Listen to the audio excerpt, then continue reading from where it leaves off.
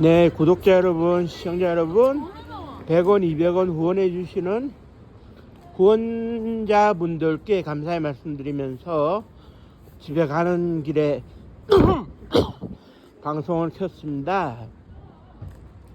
지금 우리가 윤석열 대통령의 계엄 선포 이후에 좀 오락가락한 이런 사회적 분위기를 맞이하고 있는데요. 그렇습니다. 윤석열 대통령 측에서 지금 이제 헌법재판소에서 계몽령이었다. 국민들을 계몽하기 위한 거였다.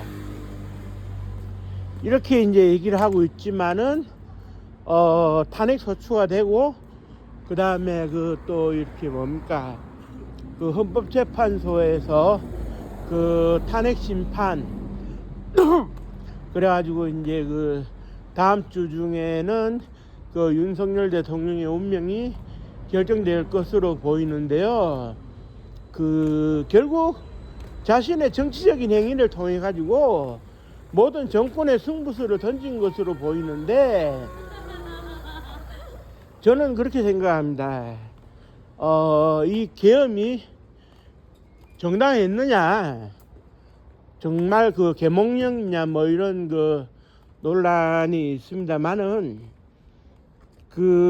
계엄이라고 하는 것은 결국 군대가 계엄군으로 동원되기 때문에 군대를 동원할 필요가 있느냐 없느냐를 따져보면 정당했느냐 정당하지 않았느냐가 결론이 나지 않나 이렇게 생각하고요. 과거 우리가 여수 순천 반란 사건, 이게 보병대대가 반란을 일으킨 사건의 경우에는 군이 동원되어야 하고 출동이 되어야 하기 때문에 계엄의 선포가 어느 정도 정당했다고 봐주는 측면도 있습니다만은, 거의 대부분 7, 8차례 그 이후에 이어진 계엄을 보면 정치적인 의미에서의 계엄, 시위 진압을 하기 위해서의 계엄이 대부분이었어요. 군 동원해가지고 전차와 장갑차로 이제 상징되는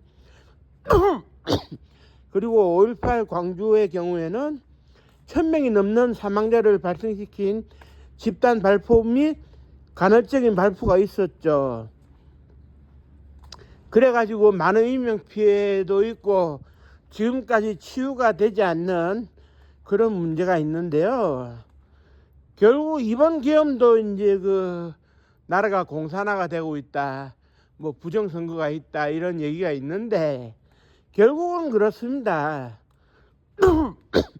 윤석열 대통령이 정치적으로 해결을 한다든지 형사법이나 아니면은 그런 법과 제도를 통해서 틀어막고 때려잡으면 되는데, 계엄이 맞느냐 발표를 하지 않았나, 계엄 안 하면 모든 게 해결되지 않나, 이런 좀 안일한 생각을 했던 것 같아요. 계엄이라고 하는 것도 정당한 절차에서 선포가 되겠지만, 정당한 절차에서 국회에서 해제 결의를 하면 해제가 되는 건데, 결국 계엄령으로 얻어질 수 있는 건 없거든요.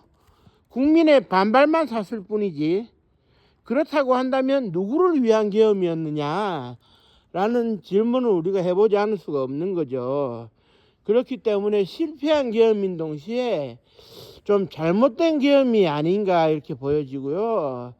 윤석열 대통령이 지금 상황이 여소야대 상황이 꼭 그렇게 계엄으로 풀어야 될 상황이었는지는 저도 의문이 드는데요. 뭔가 좀 실수를 하지 않았나 생각하고요. 좀 참모들과 내각과 협의를 해서 진짜 계엄을 선포할 때인지 아닌지를 명확하게 이제 판단을 했어야 되는데, 그러지 못한 측면이 있는 것으로 보여지기 때문에 참으로 안타깝네요. 지금은 수습을 하는 단계이기 때문에 계엄하는 아니지만 계엄의 후폭풍이 있는 상황이죠. 일단 윤석열 대통령의 운명이 다음 주에 이제 정치적 운명이 결정될 것으로 보이는 가운데 다시금 사회는 안정화되어 가고 있는데, 계엄이라고 하는 것이 과거처럼 이렇게 남발되는 계엄이 만능 치트키인 양 이렇게 이제 얘기가 되는 시대는 오지 않았으면 좋겠어요. 왜냐하면 계엄이라고 하는 것은 결과적으로 봤을 때 전시에 북한군이 쳐들어왔을 때나 계엄을 선포하는 거지 평소시에 평온한데 계엄을 선포할 이유가 없거든요. 이거는 좀 이제 통치권자가 좀 고려를 해서 계엄을 선포할지 말지에 대한 고민이 뒤따라야 된다고 저는 생각합니다. 무턱대고 계엄이 만능 치트키가 아니다라는 그런 말씀을 좀 드리면서 오늘 방송을 마치도록 하겠습니다. 끝까지 시청해 주셔서 감사합니다. 고맙습니다.